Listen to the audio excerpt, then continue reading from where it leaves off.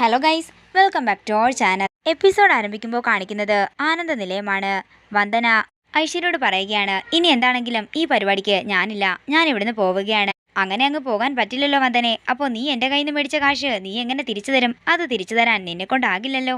ഇത് കേൾക്കുന്ന വന്ദന പെട്ടെന്ന് തന്നെ തന്റെ ബാഗ് തുറന്ന് ഐശ്വര്യ കൊടുത്ത പണമെടുത്ത് ഐശ്വര്യയുടെ മുഖത്തേക്ക് വലിച്ചെറിയുകയാണ്. പണം ഇങ്ങനെ വലിച്ചെറിയാൻ പാടില്ല, പക്ഷേ നിന്നോടുള്ള പുച്ഛം കൊണ്ടാ ഞാനിത് ചെയ്തത്. ഇത് കേൾക്കുന്ന ഐശ്വര്യ ദേഷ്യത്തോട് പറയുകയാണ്, നിനക്ക് എന്നെ തോൽപ്പിച്ച് ഇവിടുന്ന് പോകാൻ കഴിയും, പക്ഷേ ജഗനങ്ങളിലെ മറ്റും നീ എന്ത് ചെയ്യും? എന്തൊക്കെ ചെയ്താലും നിനക്ക് ഇവിടുന്ന് പോകാൻ പറ്റില്ല.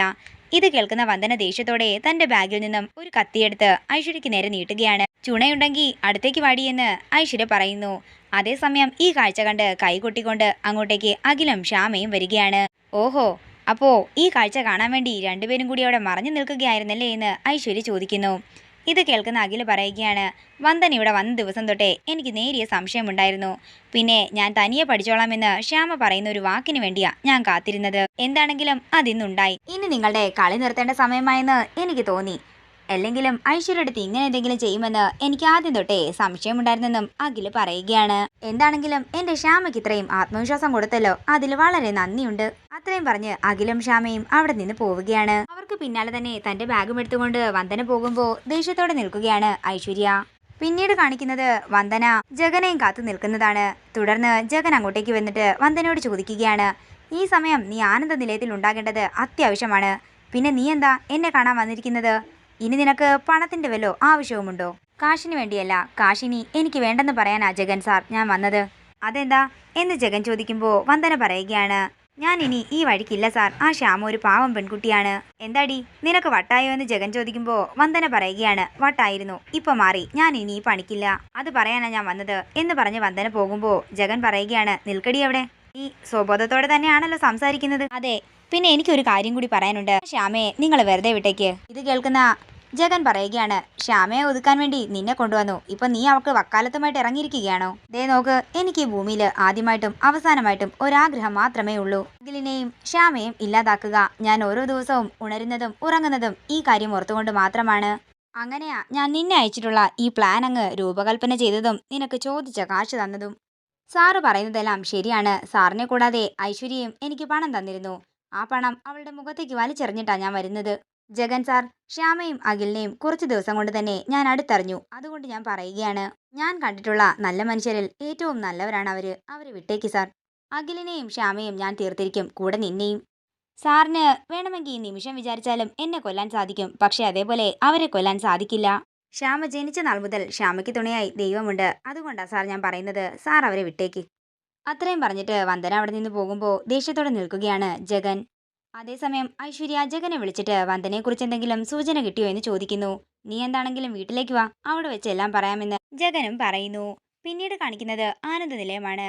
ശ്യാമ അഖിലിനുമായിട്ട് ചായയും കൊണ്ട് അങ്ങോട്ടേക്ക് വരികയാണ്.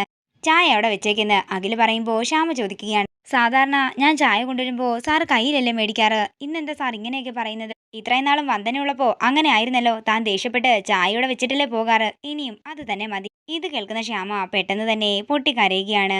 അത് പിന്നെ വന്ദന സാറിനോട് അങ്ങനെയൊക്കെ പെരുമാറിയപ്പോ സാർ എന്റേതല്ലേ, അപ്പോൾ എനിക്കത് സഹിക്കാനായില്ല, അതുകൊണ്ടാണ് ഞാൻ അങ്ങനെയൊക്കെ പറഞ്ഞത്. അതേസമയം ശ്യാമ കരയുന്നത് കണ്ടുകൊണ്ട് ഐശ്വര്യ അങ്ങോട്ടേക്ക് വന്ന് ഈ രംഗം ആസ്വദിക്കുകയാണ്.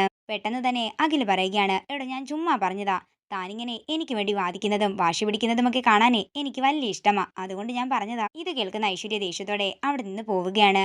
തുടർന്ന് ശ്യാമ പറയുകയാണ്, എനിക്ക് എന്റെ അഖിൽ സാറ് വലുതാണ്, ഈ ലോകം മുഴുവൻ അഖിൽ സാറാണ്. ഇനി എനിക്ക് എത്ര ജന്മമുണ്ടെങ്കിലും എനിക്ക് അഖിൽ സാറിനെ തന്നെ മതി. ഇത് കേൾക്കുന്ന അഖില് ശ്യാമയെ ചേർത്ത് പിടിക്കാൻ ഒരുങ്ങുമ്പോ അഖിലിന്റെ ഫോണിലേക്ക് വിവേക് വിളിക്കുകയാണ്. എടാ, വിളിക്കുന്നതിന് നേരവും കാലവും സന്ദർഭമെങ്കിലും നോക്കണ്ട, നീ സ്വർഗത്തിലെ കട്ടുറുമ്പ് തന്നെയാ. എന്താടാ എന്ന് വിവേക് ചോദിക്കുമ്പോ ഒന്നുമില്ല, നീ കാര്യം പറയാൻ അഖില് പറയുന്നു.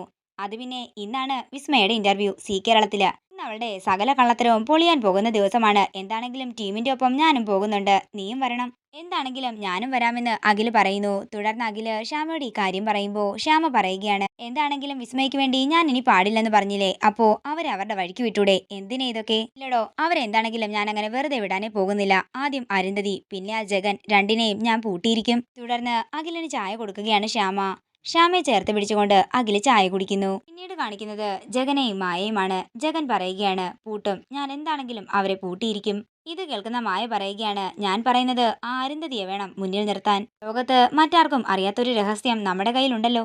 വിസ്മയ്ക്ക് വേണ്ടി ശ്യാമ പാടുന്നത്. നമുക്ക് ആ രഹസ്യം വെച്ചൊരു പദ്ധതി തയ്യാറാക്കാമെന്ന് മായ പറയുമ്പോൾ ജഗൻ പറയുകയാണ്, അതൊക്കെ അവസാനത്തെ കളിയായിട്ട് മതി. എന്താണെങ്കിലും ഇപ്പോ വിസ്മയ്ക്ക് വേണ്ടി പാടുന്നത് ശ്യാമയാണെന്ന് ആർക്കും അറിയില്ല. പിന്നെ നമ്മൾ വഴി അറിഞ്ഞാലേ ശ്യാമ വലിയ ആളാകുകയുള്ളൂ. ഈ രഹസ്യം ആരും അറിയാൻ പാടില്ല, ഐശ്വര്യ പോലും. അതേസമയം ഐശ്വര്യ ജഗന്റെ വീട്ടിലേക്ക് ചെല്ലുന്നു. ഐശ്വര്യ ദേഷ്യത്തോടെ അങ്ങോട്ടേക്ക് വന്നിട്ട് പറയുകയാണ്, ഏതെങ്കിലും ഒരു അവസരത്തിൽ എനിക്ക് കമ്പനിയുടെ വൈസ് ചെയർപേഴ്സൺ ആകാൻ പറ്റിയില്ലെങ്കിലേ ഞാൻ എന്തെങ്കിലും വിഷം കുടിച്ച് ആത്മഹത്യ ചെയ്തിരിക്കും. ഇത് കേൾക്കുന്ന ജഗനുമായെയും ഐശ്വര്യ നോക്കുകയാണ്. ഇതോടുകൂടി ഇന്നത്തെ എപ്പിസോഡ് ഇവിടെ തീരുകയാണ്. വീഡിയോ ഇഷ്ടമായെങ്കിൽ മറക്കാതെ ലൈക്ക് ചെയ്യുക, ഷെയർ ചെയ്യുക, കമന്റ് ചെയ്യുക. കൂടുതൽ സീരിയൽ അപ്ഡേറ്റ്സിനായി മറക്കാതെ സബ്സ്ക്രൈബ് ചെയ്യുക നയൻസ് ക്രിയേഷൻസ്.